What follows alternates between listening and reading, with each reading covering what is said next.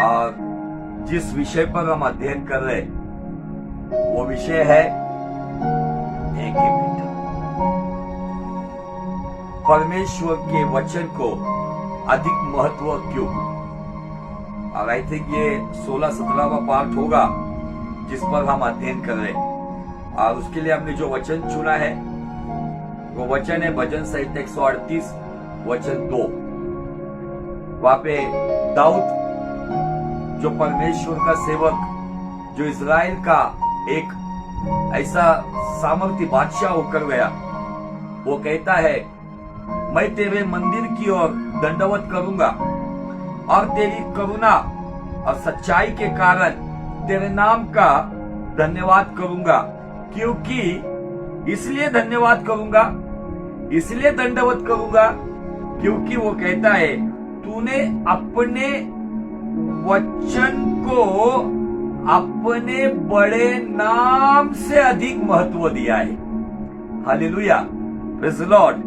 खुदावन का सेवक खुदावन के दिल के अंदर की गहरी बात प्रकट करता है और क्या कहता है अजीजों? उसने हमें एक ऐसे परमेश्वर की पहचान करके दी इस वचन के द्वारा कि वो परमेश्वर जिसकी हम इबादत करते, जिसका नाम आप यहोवा पिता कह सकते हो, प्रिय परमेश्वर का पुत्र यीशु मसीह कहते हो, पवित्र आत्मा इम्मानुएल यीशु कह सकते हो, ये परमेश्वर जो त्रिक परमेश्वर, जो तीन व्यक्तित्व लेकिन एक अस्तित्व कहलाने वाला परमेश्वर, जिसके बारे में यहाँ पे बताया गया है कि वो परमेश्वर जिसने अपने एल शदाई कहलाने वाले बड़े नाम से अधिक, यहोवा कहलाने वाले बड़े नाम से अधिक, यीशु कहलाने वाले बड़े नाम से अधिक, उसने अपने वचन को अधिक महत्व दिया है।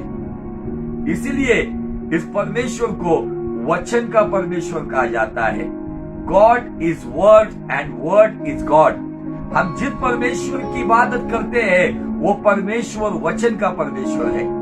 हम उसे कलाम के द्वारा समझ सकते हैं। वो कितना दयालु है, वो कितना कृपालु है, वो कितना न्यायी है, ये बातें भी हम समझ सकते हैं। अब वचन की ओर हम अध्ययन करते वक्त हम वचन के बारे में बहुत सारी बातें सीख चुके हैं।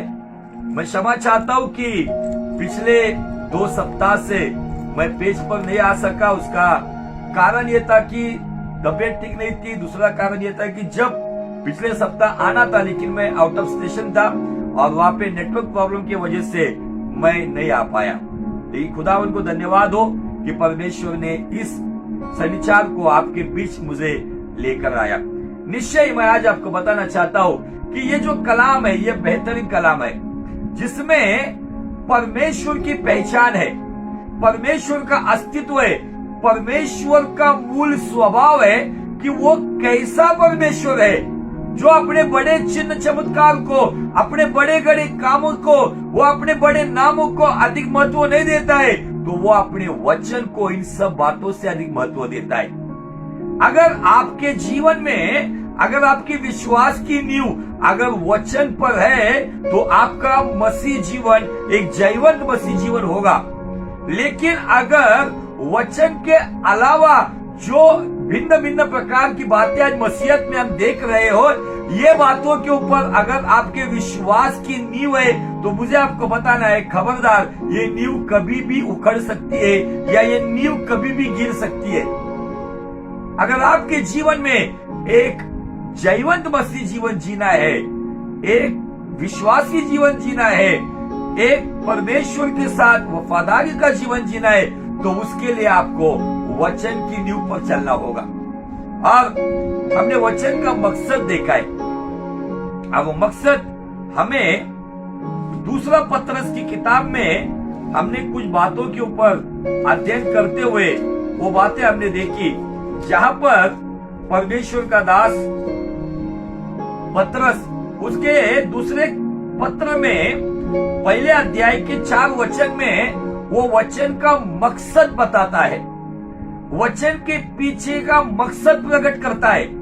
What is the purpose behind the word of God. यहाँ पे परमेश्वर के वचन का मकसद ये बताता है, वो कहता है दूसरा पत्रस पहला अध्याय और वचन 4, 2 पीटर चैप्टर 1 एंड वर्स 4, जिनके द्वारा उसने हमें बहुमूल्य और बहुत ही बड़ी प्रतिज्ञा दी है, ताकि इनके द्वारा, किनके द्वारा?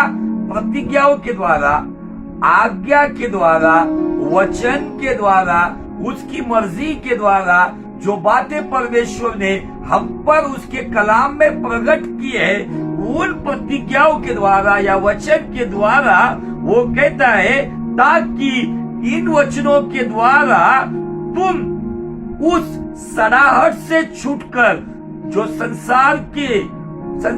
संसार में बुरी अभिलाषाओं से होती है।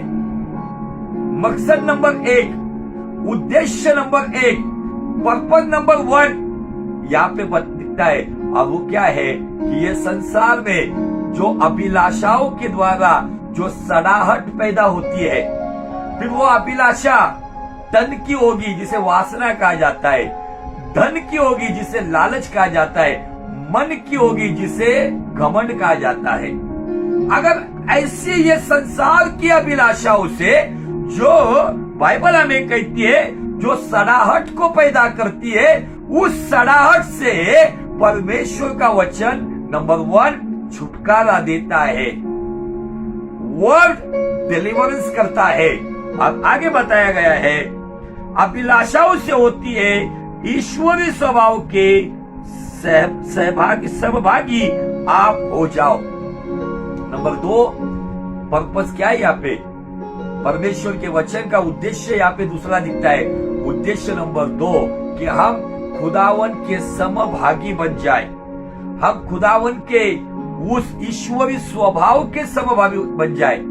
ईश्वरी स्वभाव के समभागी बनना मतलब ईश्वरी स्वभाव में आती है पवित्रता, ईश्वर के स्वभाव में आता है प्रेम, ईश्वरी स्वभाव में आ जाता है धीरज, ईश्वरी स्वभाव में जो पवित्र आत्मा के फल हमें गलातियों के 5वें अध्याय में दिखते हैं, जिसमें प्रेम, शांति, आनंद, धीरज, सहनशीलता, ये सारी बातें समाई हुई। ये कब हमें प्राप्त होगा? हम ईश्वरी स्वभाव के समभागी कब होंगे? जब हम सड़ाहट से छुटकारा पाएंगे। सड़ाहट से छुटकारा कब पाएंगे? जब हम वचन के जल स्नान से अपनी आत्मा को शुद्ध और पवित्र करेंगे। परमेश्वर का वचन, बाइबल कहती है कि वो दुल्हन जो वचन रूपी जल स्नान से शुद्ध होती है। आज आपको और मुझे वचन की रोटी दी गई है। वचन जल वो है जो शुद्धिकरण करता है। वचन हथौड़ा है, वचन तलवार है, वचन के नाना प्रकार के माध्यम हमें दी गए हैं। वो वचन के अनुसार हमारे जीवन में हम उसका इस्तेमाल कर सकते हैं। वचन में खुदा की आज्ञा है, वचन में खुदा की प्रतिज्ञा है, वचन में खुदा का काम है, वचन में खुदा की मर्जी है। वचन में ये 4 बात हमें दिखती है। कभी वचन प्रतिज्ञा के द्वारा हमारे जीवन में आएगा, कभी वचन आज्ञा के द्वारा हमारे जीवन में आएगा, कभी वचन खुदा की मर्जी को लेकर आएगा, कभी वचन खुदा के काम को लेकर आएगा।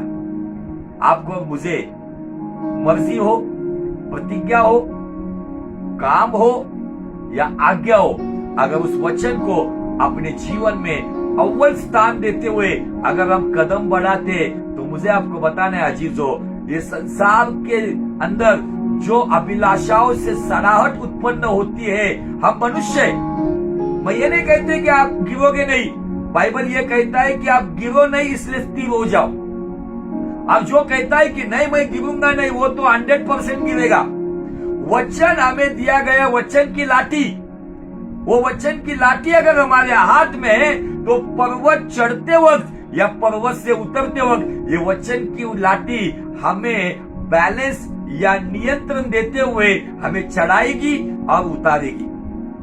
बहुत सारे लोग कहते हैं मैं कभी फेल नहीं होगा, और यही बात जो घमंड को लेकर आता है, जो खुदा के वचन पर नहीं, जो अपने बलबूते पे जीना जानते हैं, वो कुछ दिनों के बाद कहीं ना कहीं वासना में, लालच में या घमंड में पड़कर जो संसार की अभिलाषा की सड़ाहट से भरकर अपने जीवन को तबाह करते। लेकिन धन्य वे लोग जो अपने जीवन में सभी बातों से अधिक परमेश्वर के वचन को अव्वल स्थान देते हुए जीवन जीते। वो वचन उनके जीवन में संसार की अभिलाषाओं से उत्पन्न होने वाली सड़ाहट से छुटकारा देगा और उसके साथ साथ उस व्यक्ति को ईश्वरीय स्वभाव का समभागी बनाएगा। आमीन। आपको मुझे ईश्वर नहीं बनना है, हमें ईश्वर के स्वभाव का, यीशु के स्वभाव का, यीशु के नहीं, हमें इस संसार में बनना है। इसलिए यीशु मसीह ने पहाड़ी के प्रवचन में कहा कि तुम्हारा उजियाला इस संसार पे इस तरीके से गिरने दो ताकि तुम्हारे भले कामों को देखकर ये संसार तुम्हारे स्वर्गीय पिता की महिमा करे। हालेलुया। इस संसार में परमेश्वर ने हमें उजाला बनाकर रखा है। इस संसार के लिए परमेश्वर ने हमें नमक बना के रखा है ताकि जिसके जीवन में टेस्ट नहीं है उसको जाकर हम एक उसको अच्छा स्वाद दे दे, या जिसके जीवन में अंधेरा है उनके जीवन में हम खुद वचन की रोशनी बनकर उन्हें उस अंधकार से निकालकर यीशु कहलाने वाले वो जीवन के मार्ग में हम उन्हें चलाए। लेकिन आज बड़ी दुख भरी बात है, बहुत सारे लोग इन दिनों में ये लॉकडाउन के दरमियान, इस वायरस के दरमियान बहुत सारे लोगों ने अपना ईमान गंवा दिया है। बहुत सारे लोगों की गाड़ी पटरी से उतर गई है। बहुत सारे लोग, दुनिया को उजाला देने वाले लोग, आज वो अंधेरे में भटक रहे हैं। जो दुनिया को स्वाद देने वाले लोग, आज उनका जीवन टेस्टलेस बन गया है। उसका कारण क्या है कि उन्होंने अपने जीवन में अपनी चिंताओं को, अपनी समस्याओं को, फ्यूचर प्लान को, अपने फायदे को, अपने लाभ को, इन बातों को वचन से अधिक महत्व देने की वजह से आज कुछ लोगों के हालात अंधेरे में आज वो गिरे हुए, आज कहीं ना कहीं बंधनों में पड़े हुए। क्यों? उसका कारण जो वचन के लिए जीता है, इसका मतलब वो परमेश्वर के लिए जीता है। क्योंकि आदि में वचन था, वचन परमेश्वर था, वचन परमेश्वर था, सब कुछ वचन के द्वारा हुआ और वचन मरियम की पेट में देहधारी हुआ। Hallelujah, praise the Lord. परमेश्वर आपको इन वचनों के द्वारा आपको उल्लासित कर रहा है, उत्तेजित कर रहा है। मैं फिर से, मुझे शायद आपको रिपीट लगेगा, लेकिन मैं जब यिर्मयाह नबी के किताब में जब जाता हूँ ना, तब मुझे यिर्मयाह नबी की एक बात मेरे दिमाग में आती है और मुझे बहुत आशीषित करती है। यिर्मयाह नबी का अगर आप अध्याय 15 और वचन 16 को अगर पढ़ोगे, शायद आपको ये रिपीट लगेगा। कुछ एपिसोड पहले मैंने ये वचन दिया था, लेकिन आज फिर से एक बार खुदावन मेरे हृदय में इस वचन को डाल रहा है ताकि मैं आपको बताऊं। यिर्मयाह नबी का अध्याय 15, प्रॉफेट यिर्मयाह चैप्टर 15 एंड वर्स 16, 15-16 क्या कहता है? देखो, जब तेरे वचन मेरे पास पहुंचे तब मैंने उन्हें मानो खा लिया। आपने वचन को खा लिया है या बहुत वाव, आमेन, हालेलुया बोलकर केवल सूंघ लिया है?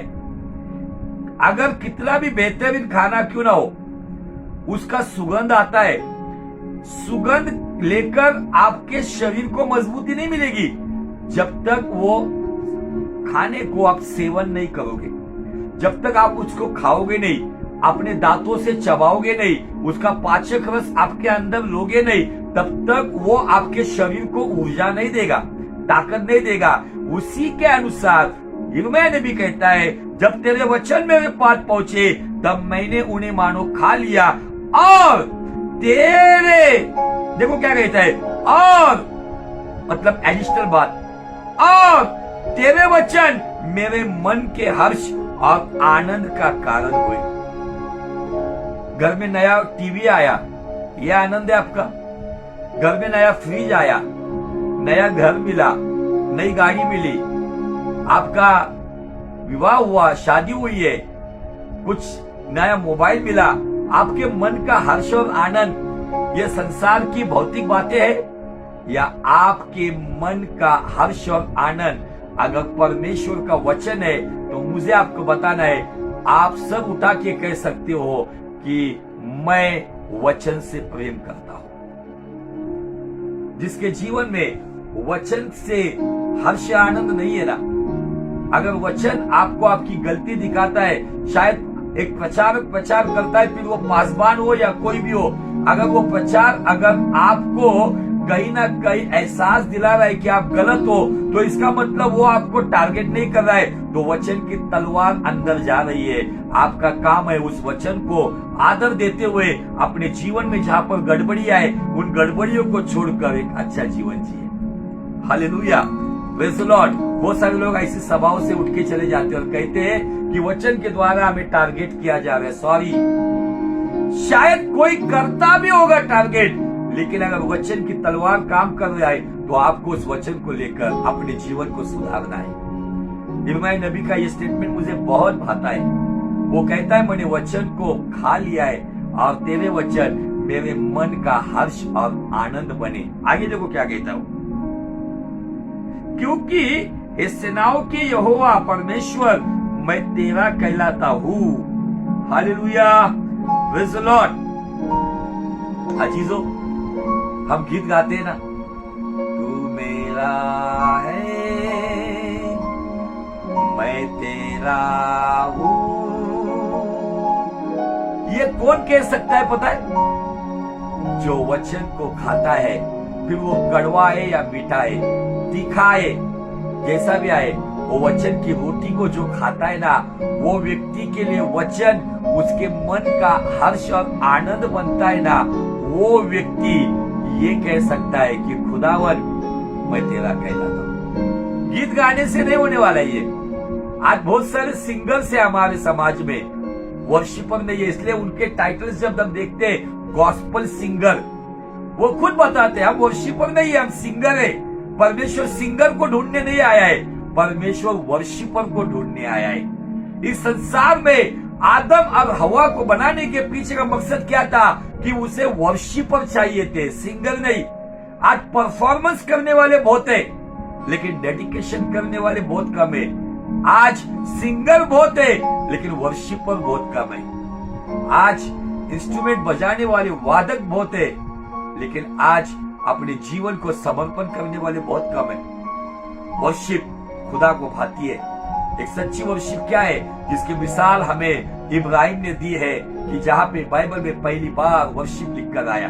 हमको सबको पता है ये बातें, लेकिन आज मेरा वो विषय नहीं है। मैं फिर से एक बार यिर्मयाह नबी के पास आपको क्यों लेकर आया हूँ? मैं आपको वचन के बारे में ये इतना महत्व क्यों देने की बात सिखा रहा हूँ? उसके पीछे का कारण, बहुत सारे लोगों ने इन दिनों में भविष्यवाणियों को वचन से अधिक महत्व दिया है।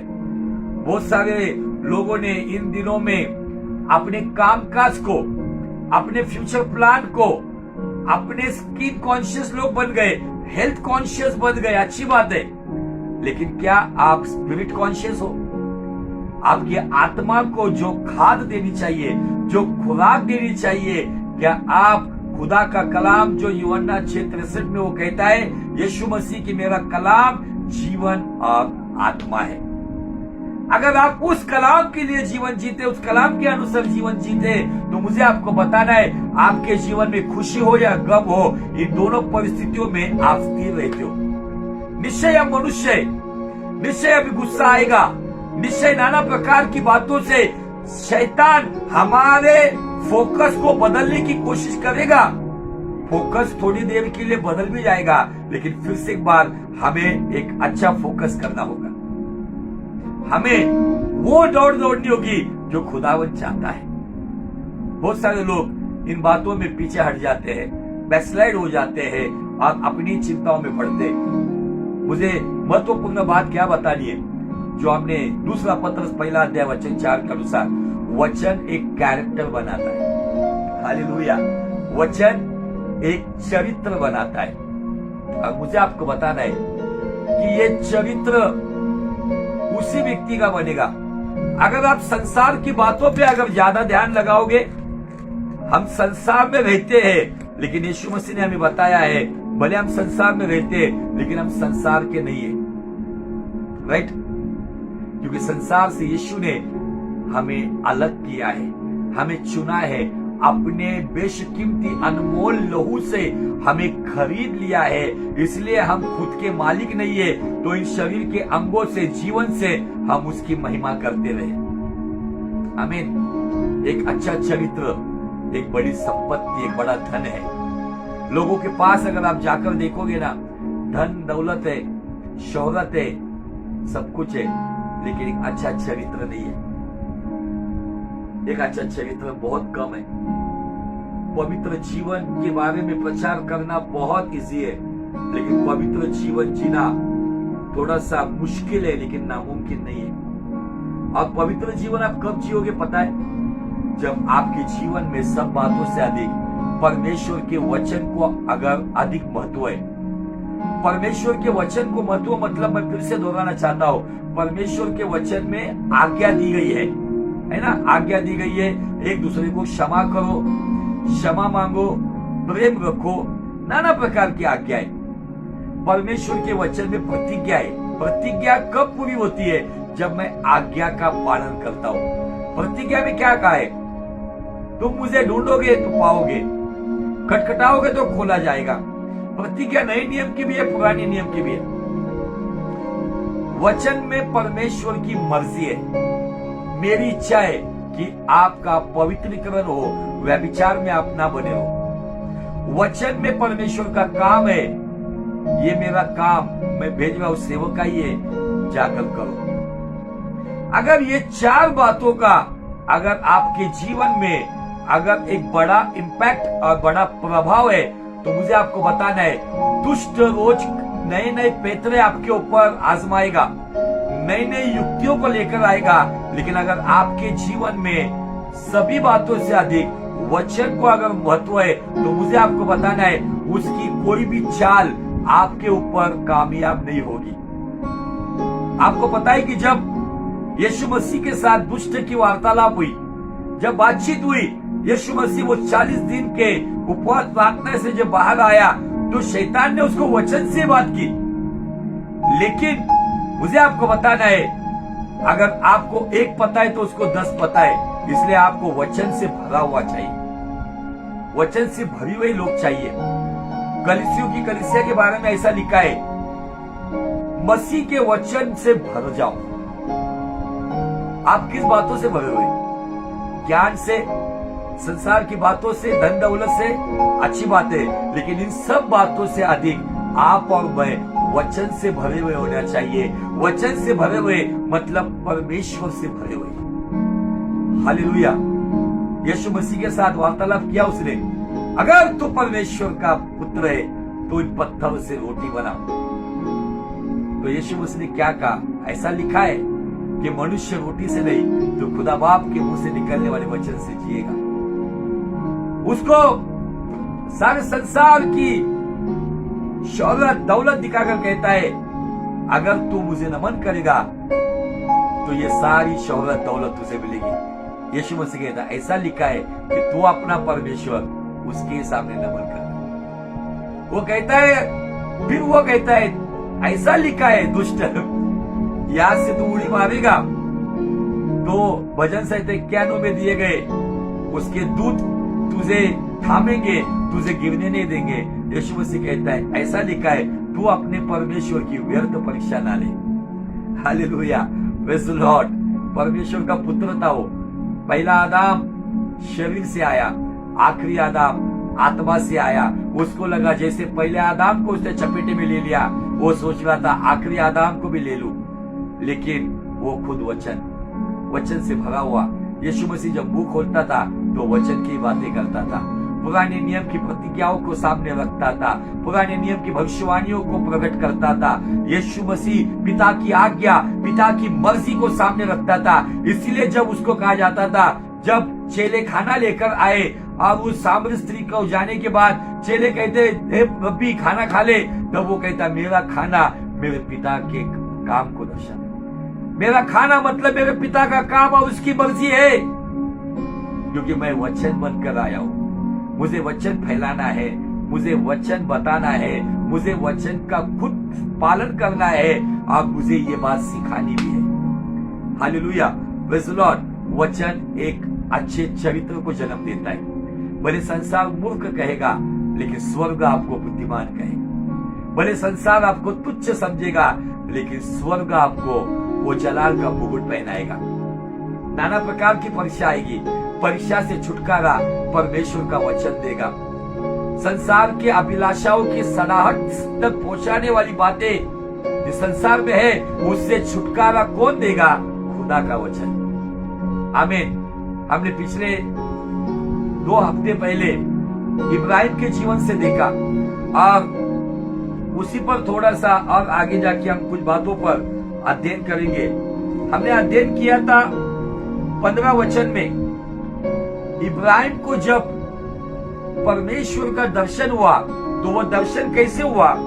बाइबल कहता है उत्पत्ति 15:1 में, जेनेसिस चैप्टर 15 वर्स 1, इन बातों के पश्चात, और किन बातों के पश्चात ऑलरेडी मैं बता चुका हूं। लूत अलग होने के पश्चात, इब्राहिम हेब्रोन में आने के पश्चात, वेदी बनाने के पश्चात, 5 राजाओं ने मिलकर लूत को लूट लिया, उसको बंदी बना के लेकर गए। उसके घर के 317 युवकों को लेकर इब्राहिम ने 5 बलवान राजाओं को मारकर लूत को छुड़ाया। हालेलुया। अब इन बातों के द्वारा हमने देखा कि उसके बाद मलकीसदेक का दर्शन उसको हुआ। मलकीसदेक के दर्शन के बाद मलकीसदेक 10वां अंश वहां पे दिखता है, संसार का पहला प्रभु भोज वहां पे दिखता है। अब ये सब बातों के बाद बाइबल कहती है लूत चला गया। मलकीसदेक यीशु मसीह का दर्शन, वो दर्शन होने के बाद बाइबल कहती है इन बातों के पश्चात यहोवा ने यह वचन दर्शन में अब्राम के पास पहुंचाया। क्या पहुंचाया? दर्शन में वचन पहुंचाया। आज लोगों के दर्शन में क्या आता है? ऐसी बातें आती है। कुछ लोगों को स्वर्ग दिखता है, कुछ लोगों को नरक दिखता है, कुछ उससे भी आगे उनको नरक के अंदर अच्छे अनॉइंटेड मैन ऑफ गॉड भी दिखते हैं। अब ये बातें बहुत अच्छी लगती है लोगों को। यूट्यूब के ऊपर एकदम मस्त मसाला तड़का मार के एडवर्टाइज करके पोस्टर बनाया जाता है, देखो देखो ये नरक का दर्शन देखकर आया है। लोग वचन सुनने में इतना आकर्षित नहीं होते, लेकिन यह ऐसी बातें देखने के लिए अच्छा क्या देखा उन्होंने, किसको देखा उसके अंदर? बाइबल यहाँ पे कहती है दर्शन में वचन पहुंचाया। कितने लोग हैं जिनको दर्शन में वचन पहुंचाया? मैं मेरी गवाही देना चाहता हूं। मुझे कुछ ऐसे खास बड़े बड़े ऐसे कुछ दर्शन नहीं हुए, लेकिन मैं एक दिन परमेश्वर की उपस्थिति में बैठा था। कितने दिन के उपवास प्रार्थना थी वो बताकर मैं महिमा चुराना नहीं चाहता हूँ। बहुत सारे लोग मैंने ये किया, मैंने इतने उपवास किए, ये बातें बताकर महिमा चुराने का काम करते। मैं एक दिन उपवास प्रार्थना में था और परमेश्वर के साथ मेरा एक पर्सनल एक एग्रीमेंट हुआ था कि मैं इतने दिन उपवास प्रार्थना में बैठूंगा। और मैं जो उपवास प्रार्थना में था तब शाम के दरमियान, शाम को 5 बजे के दरमियान मेरे घर में मैं आराधना में एकदम पूरी तरह से घुल मिल गया था और मुझे महसूस हो रहा था कि मेरा शरीर जमीन से ऊपर उठा हुआ है। और उस दौरान मैंने एक दर्शन देखा। वो दर्शन ऐसा था कि ऐसी सारी, अगर कोई कचरा जलाते तो कचरा जलाने के बाद वो जो काली काली, जो मुझे हिंदी में उसका वर्ड क्या पता नहीं है, लेकिन वो सारा डस्ट उड़ रहा था। अब उस डस्ट के पीछे बहुत सारे कपल्स रुके हुए, हस्बैंड वाइफ। मुझे समझ में नहीं आया। मैं प्रार्थना कर रहा हूँ, आराधना कर रहा हूँ। फिर जैसे मैं प्रार्थना कर रहा हूँ तो वो जो धुंधला धुंधला दिख रहा था वो धीरे धीरे स्पष्ट दिखना शुरू हुआ। और जैसे स्पष्ट हुआ, सडनली एक ही झटके में वे जो कपल्स थे वे एक गार्डन में खड़े हुए। बड़ा बगीचा है, बड़ा बाग है वहां पर। अब उस गार्डन में उनके हाथ में एक एक बच्चा है, छोटा छोटा, एक जैसे न्यू बॉर्न बेबी होती है, सबके हाथ में एक बच्चा है, लेडी के हाथ में, और सारे खुश है। मुझे वो दर्शन समझ में नहीं आ रहा था। फिर उस दर्शन के दौरान, जैसे पिक्चर में, हम पुराने पिक्चर में देखते थे, अभी नहीं देखते उद्धार के बाद, एक ऐसा नाम झलकते हुए जा रहा था। मैं उसको बहुत देखने की कोशिश कर रहा था, क्या लिख के जा रहा है। एक नाम था और एक नंबर था। मुझे समझ में नहीं आ रहा, मैं दुआ कर रहा हूं प्रभु क्या है ये, क्या तू बताना चाह रहा है। तब वो स्पष्ट दिखना शुरू हुआ, लिख के आया भजन संहिता 113:9। और मैं समझ नहीं पाया। मेरी प्रार्थना खत्म हुई, मैंने बाइबल खोला, उस वचन को पढ़ा तो वचन कहता है परमेश्वर बांझ स्त्री को बच्चों की खुशहाल माता बनाता है। दूसरे दिन फिर वही दर्शन, वही बातें। फिर समझ में आया कि परमेश्वर ने मुझे ये दर्शन दिया है कि मैं किसी बांझ स्त्री के लिए दुआ करूंगा तो वो बांझ स्त्री बच्चों की, मतलब एक नहीं, एक से अधिक, और उसका बहुत सारे प्रमाण मेरे पास है। एक स्त्री के लिए दुआ की थी जिसका मासिक धर्म खत्म हुआ था। आज मेरा टॉपिक यही है, जिसका मासिक धर्म खत्म हुआ था, जो उम्र से 48 साल की थी। और उसने मुझे प्रार्थना की, पास्टर जी मुझे बच्चे चाहिए। मैंने उसको ये नहीं पूछा आपकी उम्र कितनी है, आप कहां से हो। मैंने उसके लिए दुआ की भजन संहिता 113:9 के अनुसार, प्रभु जी इस बहन को बच्चों की खुशहाल माता बना दे और उसकी कोख जो बंद है उसको खोल दे। और वो स्त्री का फोन मुझे आया जब पहला बच्चा हुआ, पास्टर जी मुझे लड़की हुई है। फिर उसने बताया ये एक बहुत बड़ा सुपरनैचुरल चमत्कार है कि मेरा मासिक धर्म खत्म हुआ, 49 की एज में उसे लड़की हुई और 50 की एज में उसे लड़का हुआ। क्यों हुआ? वचन दर्शन में आया, दर्शन ने परिणाम लाया और किसी की बंद कोख को खोलकर उसे आशीषित किया, एक कैरेक्टर लेकर आया। Hallelujah, praise the Lord. दर्शन वचन का आना चाहिए, और जब वचन का दर्शन आता है बहुतों का जीवन बदल जाता है। कुछ लोगों को बड़ी बड़ी मिनिस्ट्री का दर्शन है, इंटरनेशनल मिनिस्ट्री, सुपरनैचुरल मिनिस्ट्री, फलानी मिनिस्ट्री, लेकिन वो केवल बातों ही बातों में उनका जीवन चला जाता है, प्रैक्टिकल अस्तित्व में कुछ नहीं मिलता है। आमीन। तो आज हम इब्राहिम के जीवन से जब हमने पिछले उसके बारे में ऐसा कहा गया है कि वचन से दर्शन देने के बाद परमेश्वर ने कहा अब्राहम मत डर, मैं तेरी ढाल और अत्यंत बड़ा प्रतिफल। 3 बार, fear not, I am your shield. मैं तेरा अत्यंत बड़ा प्रतिफल हूं, मैं तेरा सबसे बड़ा रिवॉर्ड हूं, ग्रेट रिवॉर्ड। ये 3 बातें अब्राहम को बताई। ये 3 बातें क्यों बतानी थी? अब्राहम दर्शन देखने वाला था, खुदा से बात करने वाला था, जैवन जीवन जीने वाला था, लेकिन उसके बावजूद वो कहीं ना कहीं निराश था। उसको प्रोत्साहित करने के लिए परमेश्वर ने अपने वचन को भेजा और अब्राहम जाके कुछ बातें कहता है उसके परिवार में, क्या मेरा नौकर मेरा वारिस बनेगा? परमेश्वर कहता है नहीं। वचन में आज्ञा आई, पहले वचन में मर्जी आई, वचन में खुदावन का वाचा का वचन आया। अब वो कहता है कि मैं तेरा अत्यंत बड़ा प्रतिफल हूं, डर मत, ये आज्ञा आई। मैं तेरी ढाल हूं, ये परमेश्वर की मर्जी आई। और उसके बाद प्रतिज्ञा आई कि तेरा ही पुत्र तेरा वंश बनेगा। आमीन। और ये सब बात होने के बाद बीच में थोड़ी सी गड़बड़ी हो गई, हाजिरा का एंट्री हुआ, इस्माइल का जन्म हुआ, ये सब बातें आपको पता है। इसके बाद अब्राहम 99 वर्ष का हुआ। बाइबल कहती है अब्राहम उस वक्त 17 अध्याय के पहले वचन में वो 99 वर्ष की आयु का हुआ। 86 वर्ष की आयु में उसको इस्माइल पैदा हुआ। और जब वो 99 वर्ष का था तो बाइबल कहता है यहोवा ने उसको दर्शन देकर कहा मैं सर्वशक्तिमान ईश्वर हूं, अपने आप को प्रकट किया। अब एक आज्ञा देता है। आज्ञा क्या है? मेरी उपस्थिति में चल और सिद्ध होते जा, मैं तेरे साथ वाचा बांधूंगा और तेरे वंश को अत्यंत ही बढ़ाऊंगा। यहां पर भी 3 बात आई। 3 बात में से पहली बात क्या कहता है? वो मेरी उपस्थिति में चल, सिद्ध हो।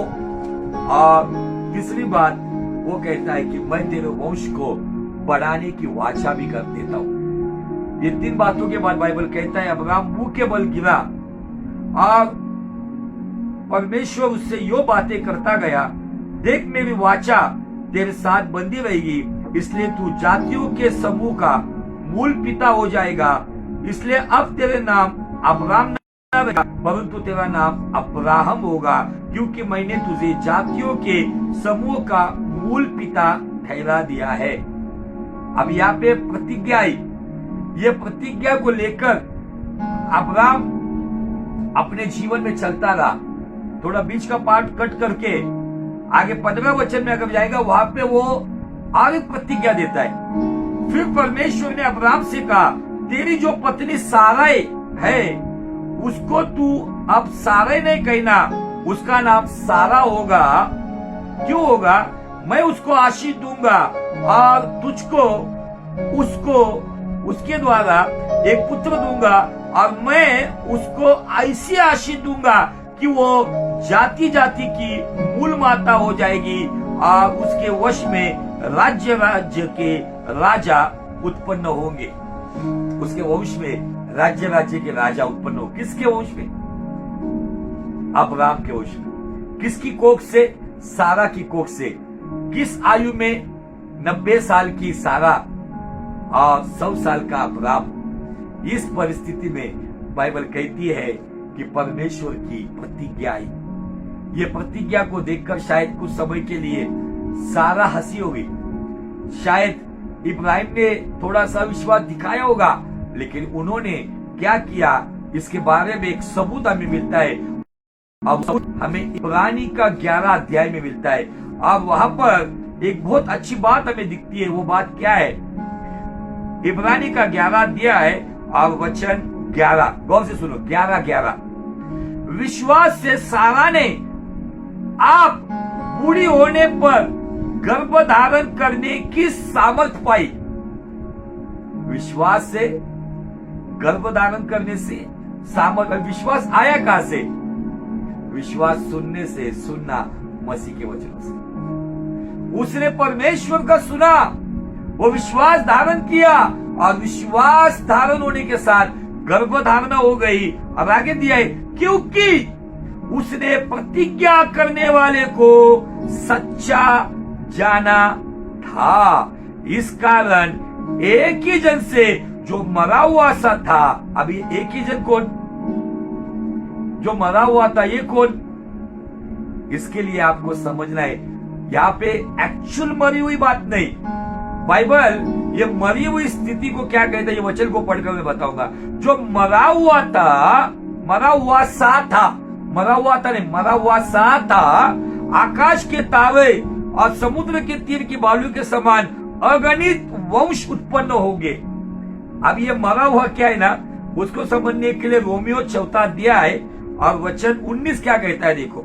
रोमियो 4:19, वह जो 100 वर्ष का था, अपने मरे हुए से शरीर, अपने मरे हुए से शरीर और सारा की गर्भ की मरी हुई सी दशा।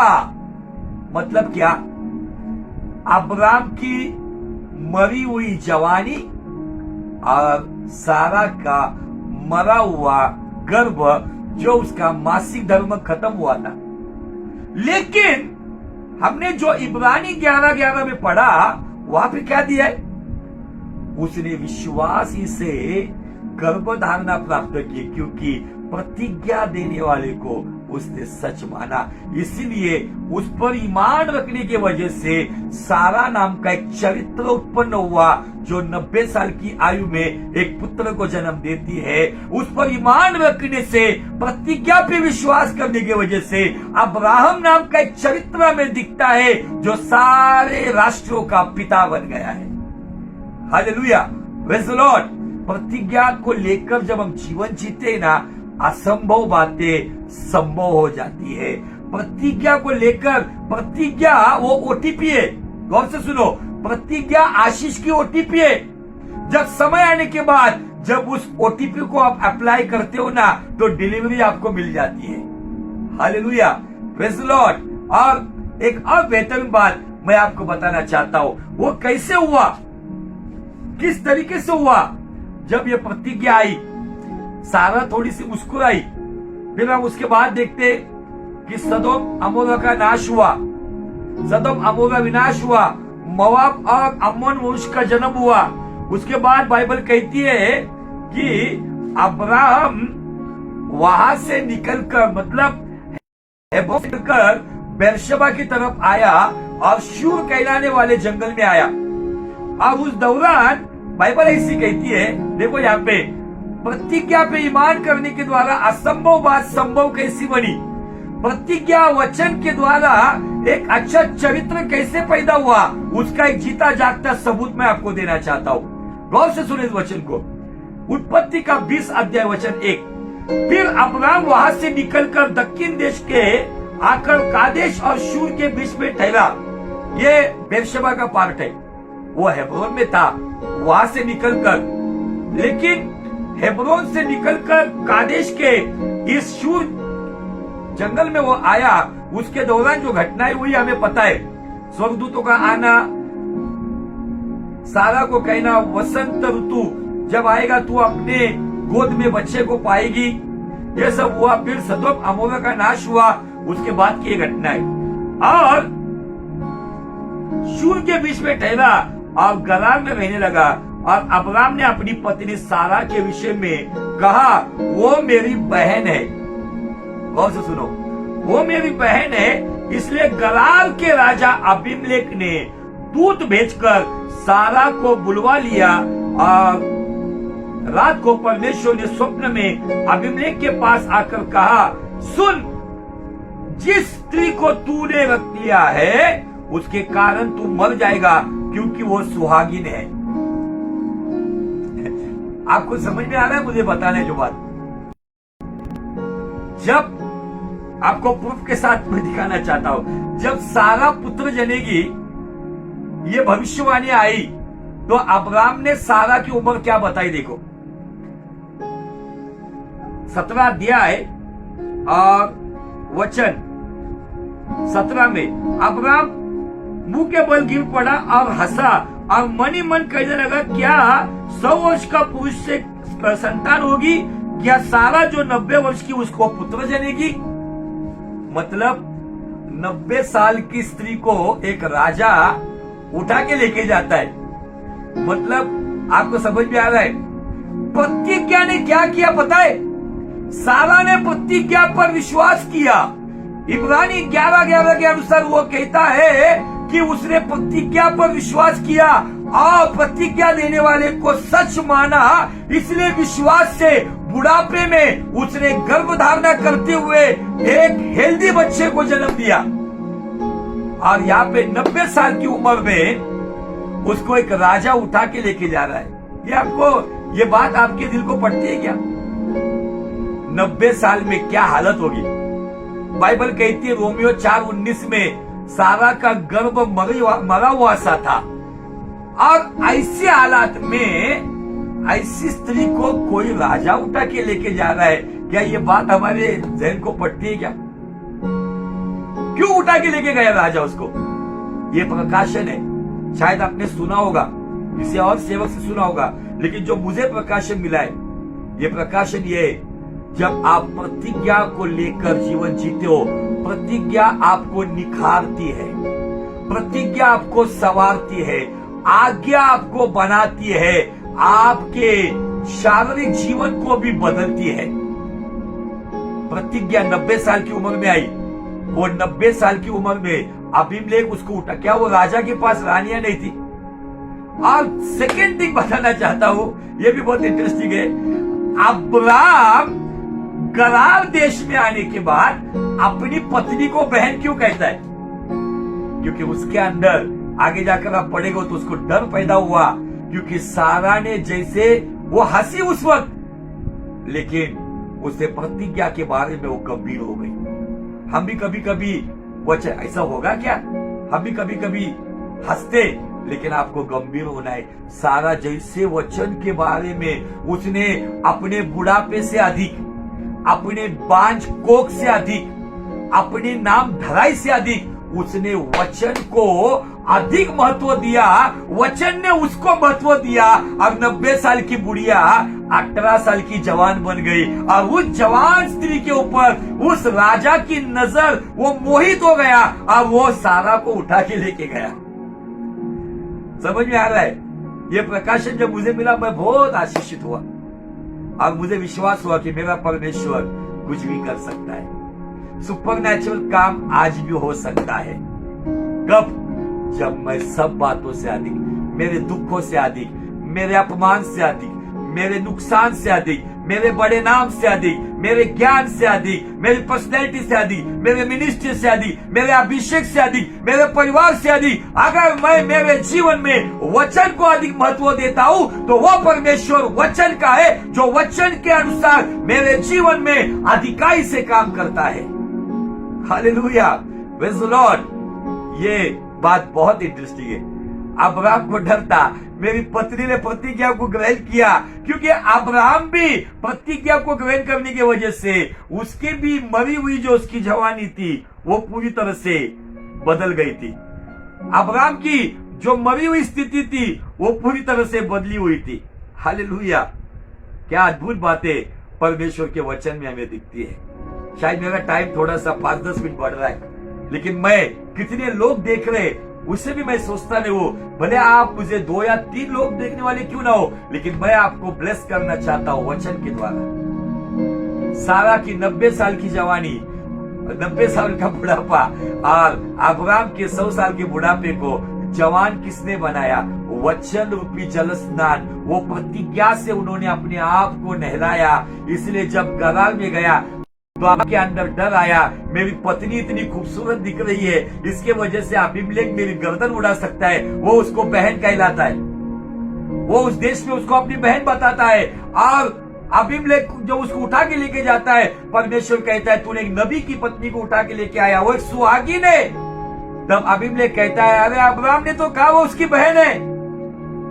वास्तविक वो बहन ही थी, बाप एक ही था, माँ अलग अलग थी। उस जमाने में व्यवस्था आने से पहले ये सब गड़बड़ियां थी, लेकिन व्यवस्था के बाद कौन किससे शादी कर सकता है, ये सारी बातें खुदावन ने स्पष्ट की है। Hallelujah, praise the Lord. प्रतिज्ञा चरित्र को लेकर आती है, इसलिए वो प्रतिज्ञा पे ईमान रखने की वजह से सारा नाम का सारी जाति जाति के माता के चरित्र का जन्म हुआ। उसी प्रतिज्ञा पे ईमान रखने की वजह से, वचन के अनुसार जीने की वजह से सारे राष्ट्रों का पिता अब्राहम का चरित्र हमें दिखता है और उस खुदावन की पहचान उस नाम से होती है, अब्राहम का, इसहाक का, याकूब का परमेश्वर। हालेलुया, अद्भुत बातें हैं। अब्राहम जवान हो गया, प्रतिज्ञा प्राप्त कर गया। इसलिए प्रतिज्ञा हमें चरित्र देता है। लोगों के लिए असंभव बात हमें दिखती है, लेकिन खुदावन ने संभव की। क्यों? क्योंकि अब्राहम ने हालात को देखकर वो मायूस नहीं हुआ, थोड़ी देर के लिए हुआ लेकिन फिर से खड़ा हुआ। सारा ने अपने मरे हुए गर्भ और वो जो मासिक धर्म को उसने देखा नहीं, तो उसने वचन